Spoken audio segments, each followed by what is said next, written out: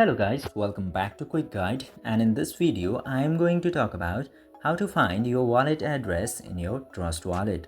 So without any further ado, let's dive right into this exciting video. Now, in order to find your wallet address, you just simply have to open your Trust wallet application, and after that just simply unlock your Trust wallet application, and after that you will get to see this receive button at here.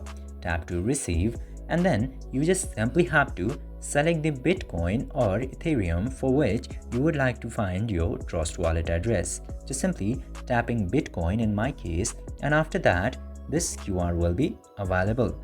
Now you can choose this copy button in order to copy your address, or you can send this QR code directly to the sender. This way you can very easily get, copy and share your wallet address into Trust wallet. I hope this video was informative for you. If yes, don't forget to like, share and subscribe to the channel to never miss another update. Thank you for watching the video.